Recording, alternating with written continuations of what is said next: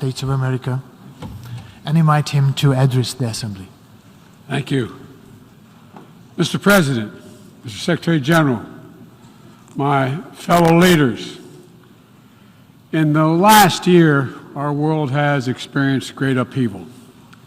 A growing crisis in food insecurity, record heat, floods, and droughts, COVID-19, inflation, and a brutal, needless war.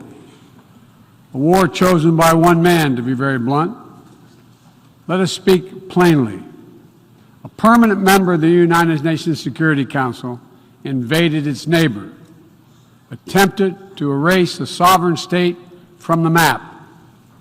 Russia has shamelessly violated the core tenets of the United Nations Charter. No more important than the clear prohibition against countries taking the territory of their neighbor by force. Again, just today, President Putin has made overt nuclear threats against Europe and a reckless disregard for the responsibilities of the non-proliferation regime. Now, Russia's calling up more soldiers to join the fight, and the Kremlin is organizing a sham referenda to try to annex parts of Ukraine, an extremely significant violation of the UN Charter. This world should see these outrageous acts for what they are. Putin claims he had to act because Russia was threatened. But no one threatened Russia, and no one other than Russia sought conflict. In fact, we warned it was coming, and with many of you we worked to try to avert it. Putin's own words make his true purpose unmistakable.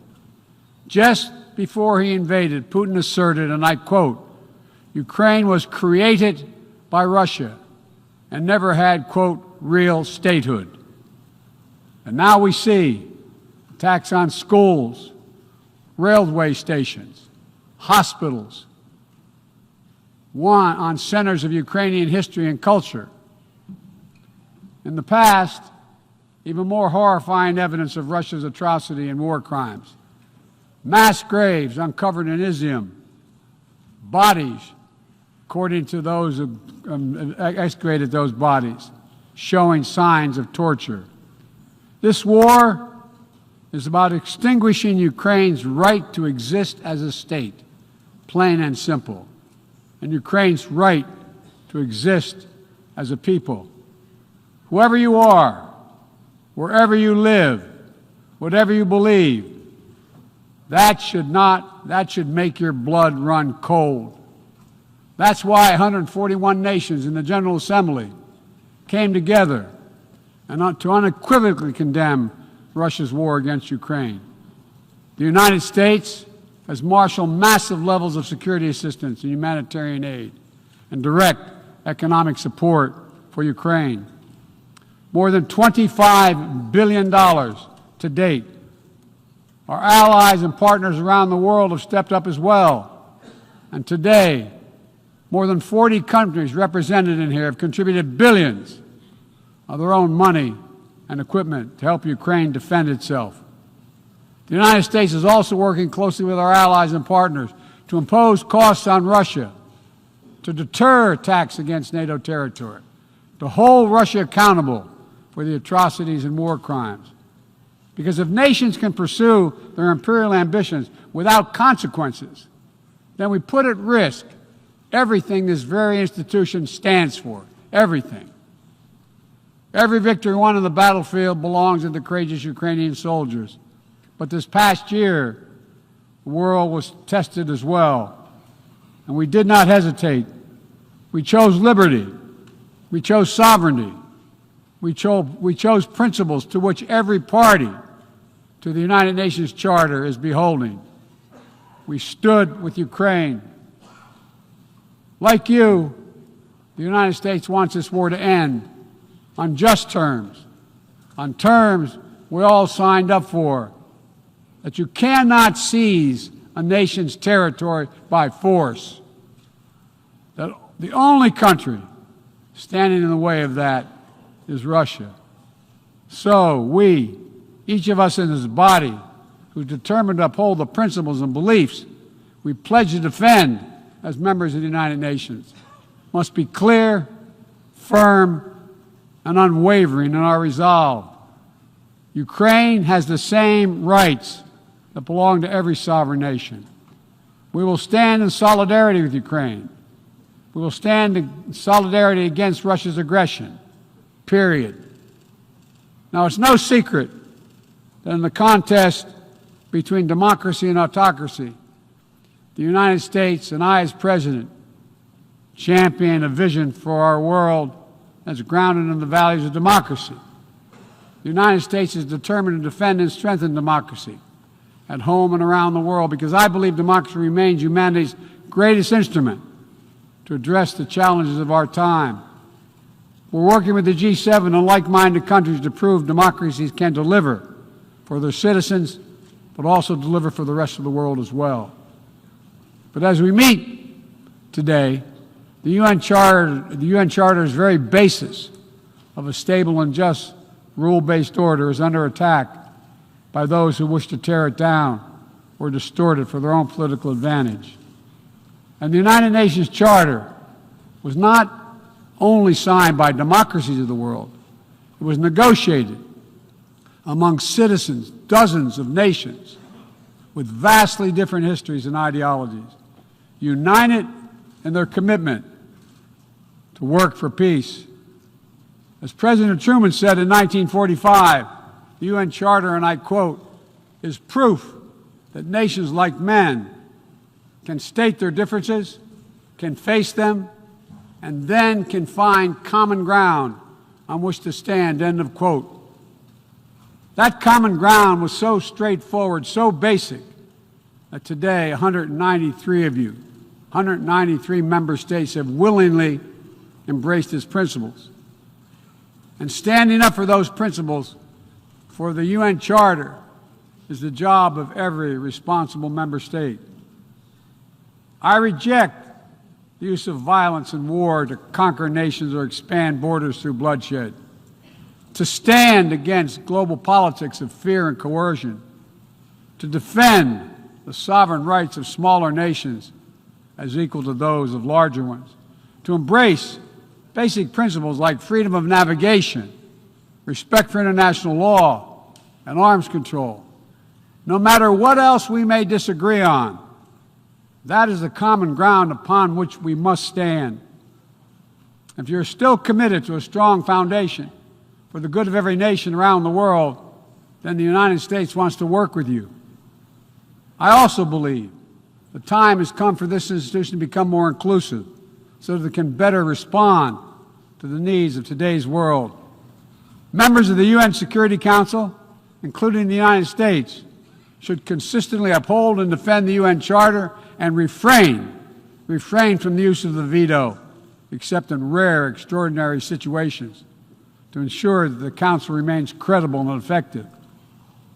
That is also why the United States supports increasing the number of both permanent and non-permanent representatives of the Council. This includes permanent seats for those nations we have long supported and permanent seats for countries in Africa, Latin America, and the Caribbean. The United States is committed to this vital work.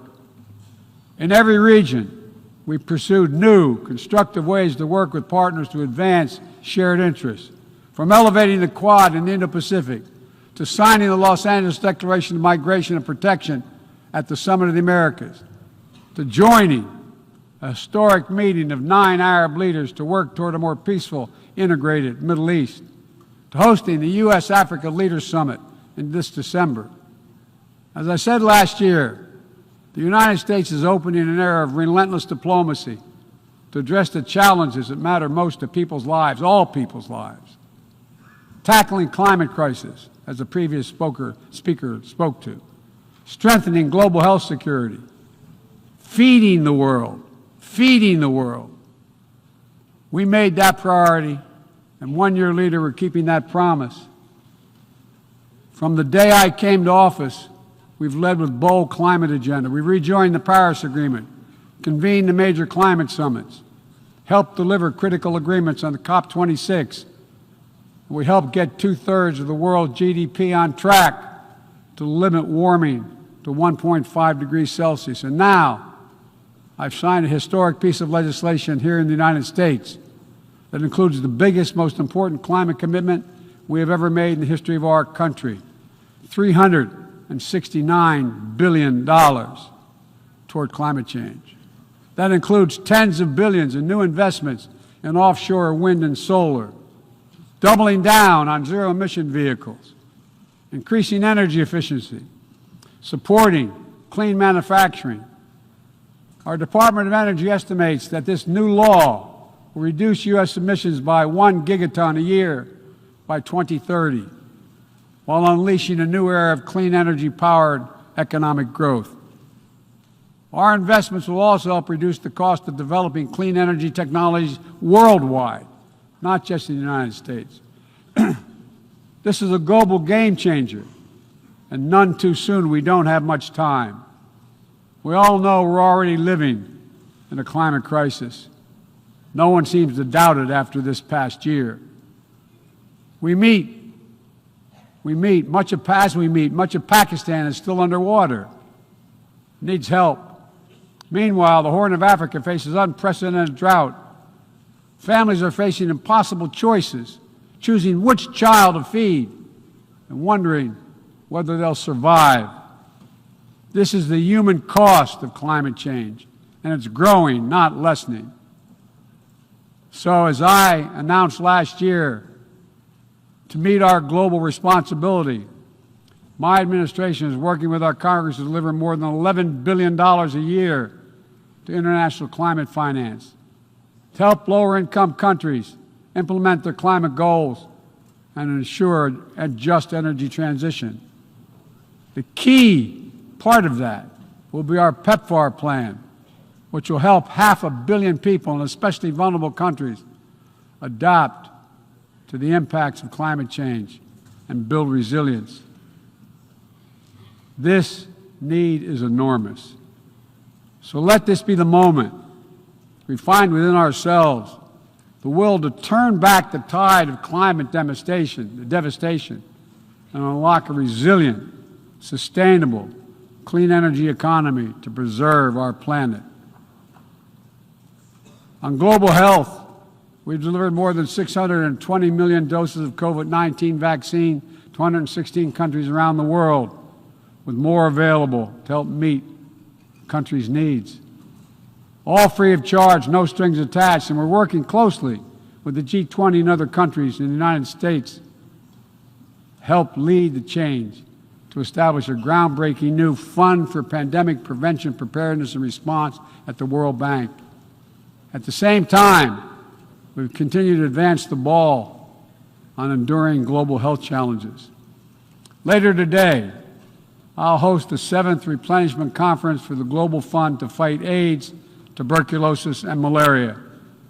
With bipartisan support in our Congress, I have pledged to contribute up to $6 billion to that effort.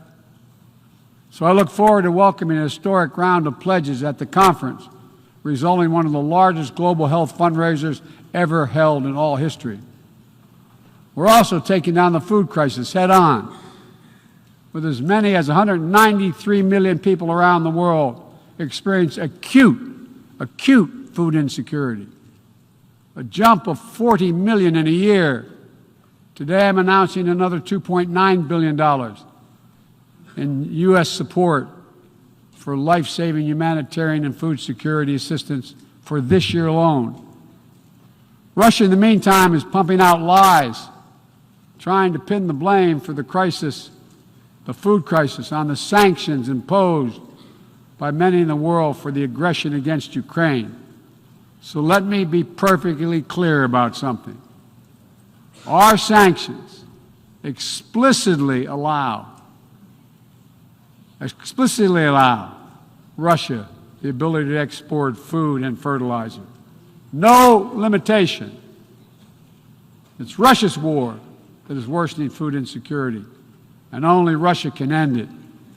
I'm grateful for the work here at the UN, including your leadership, Mr. Secretary General, establishing a mechanism to export grain from Black Sea ports in Ukraine that Russia had blocked for months, and we need to make sure it's extended. We believe strongly in the need to feed the world.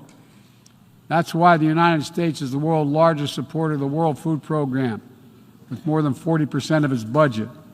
We're the leading support of the UNICEF efforts to feed children around the world.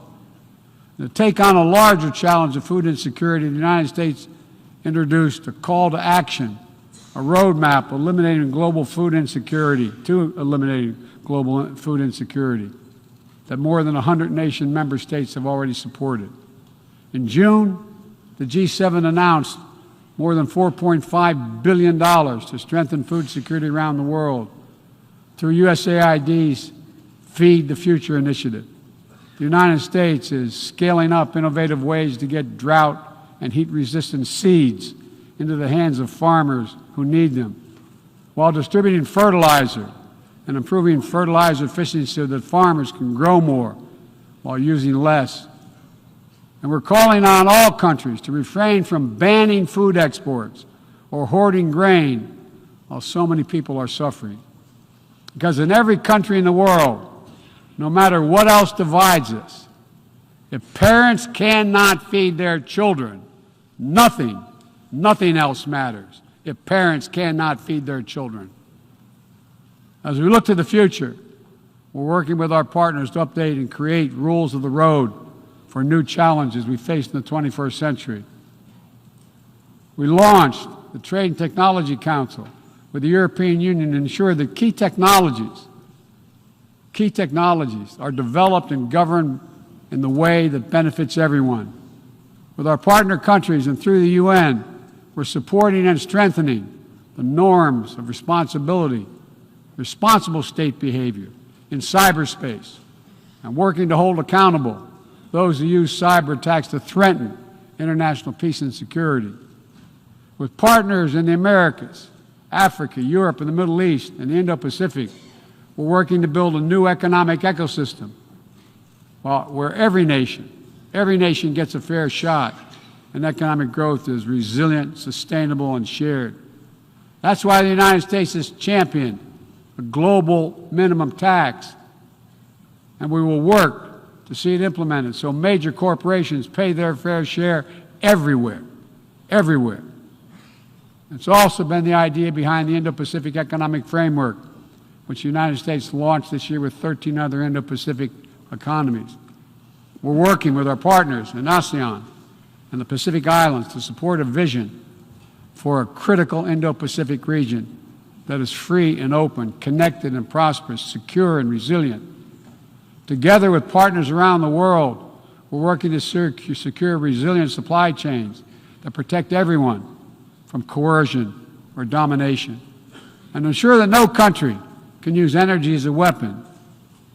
And as Russia's war riles the global economy, we're also calling on major global creditors, including the non-Paris Club countries, to transparently negotiate debt forgiveness for lower-income countries, to forestall broader economic and political crisis around the world.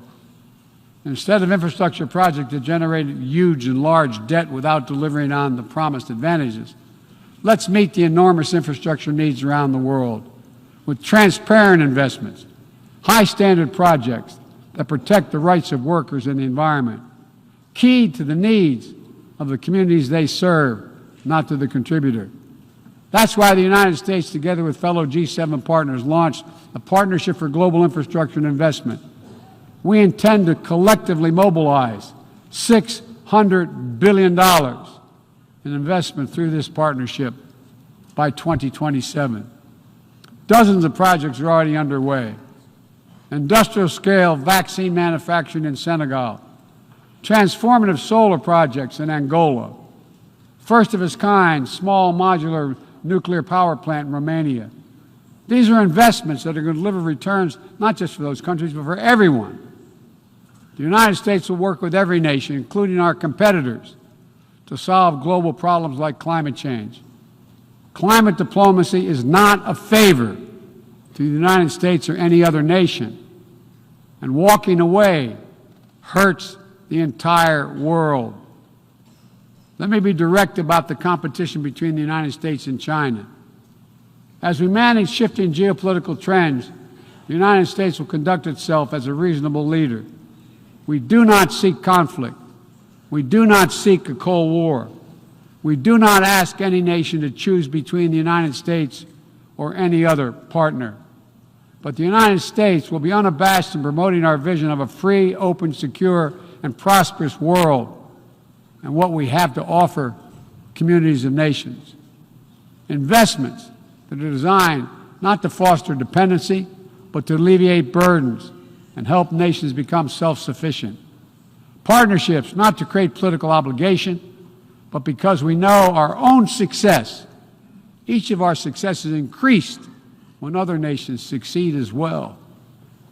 When individuals have the chance to live in dignity and develop their talents, everyone benefits. Critical to that is living up to the highest goals of this institution, increasing peace and security for everyone, everywhere. The United States will not waver in our unrelenting determination to counter and thwart the continuing terrorist threats to our world. And we will lead with our diplomacy to strive for peaceful resolution of conflicts. We seek to uphold peace and stability across the Taiwan Straits. We remain committed to our one China policy, which has helped prevent conflict for 4 decades. And we continue to oppose unilateral changes in the status quo by either side. We support an African Union-led peace process to end the fighting in Ethiopia, restore security for all its people. In Venezuela, where years of political oppression have driven more than 6 million people from that country, we urge the Venezuelan-led dialogue and return to free and fair elections. We continue to stand with our neighbor in Haiti as it faces political, fueled gang violence and an enormous human crisis. And we call on the world to do the same. We have more to do. We'll continue to back the UN-mediated truce in Yemen, which has delivered precious months of peace to people that have suffered years of war.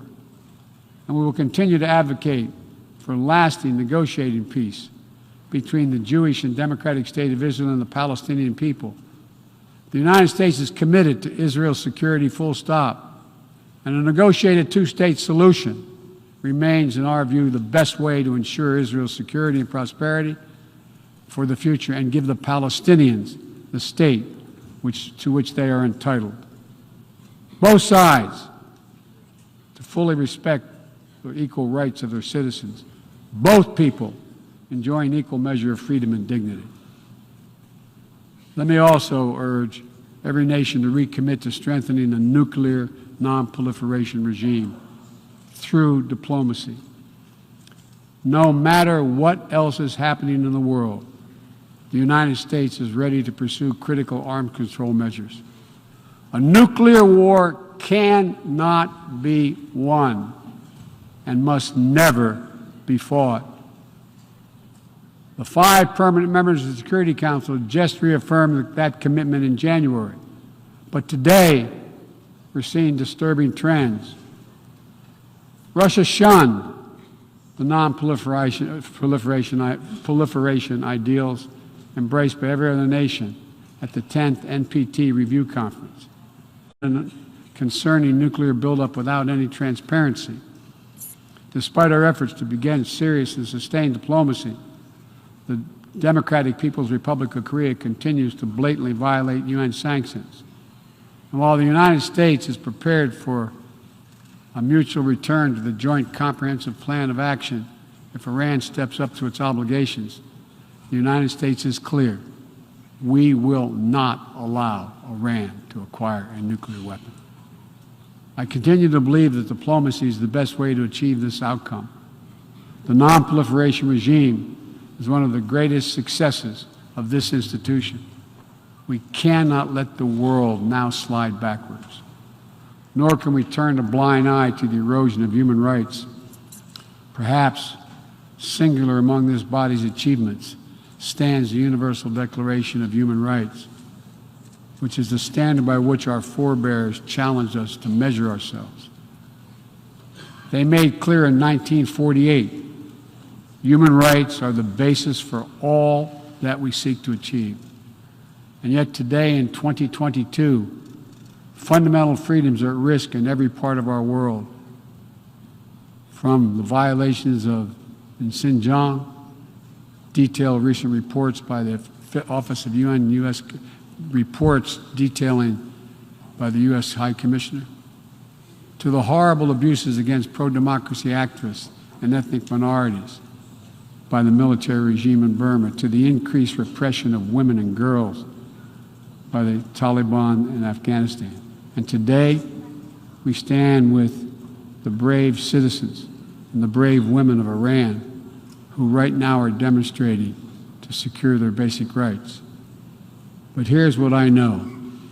The future will be won by those countries that unleash the full potential of their populations, where women and girls can exercise equal rights, including basic reproductive rights, and contribute fully to building a stronger economies and more resilient societies, where religious and ethnic minorities can live their lives without harassment and contribute to the fabric of their communities, where the LGBTQ plus community, individuals, live and love freely without being targeted with violence, where citizens can question and criticize their leaders without fear of reprisal.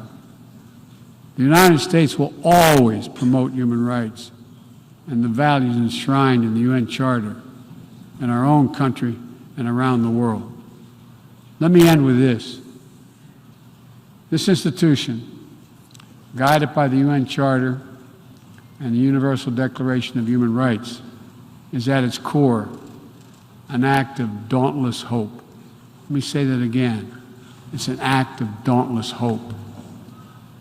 Think about the vision of those first delegates who undertook a seemingly impossible task while the world was still smoldering. Think about how divided the people of the world must have felt with the fresh grief of millions dead, the genocidal horrors of the Holocaust exposed.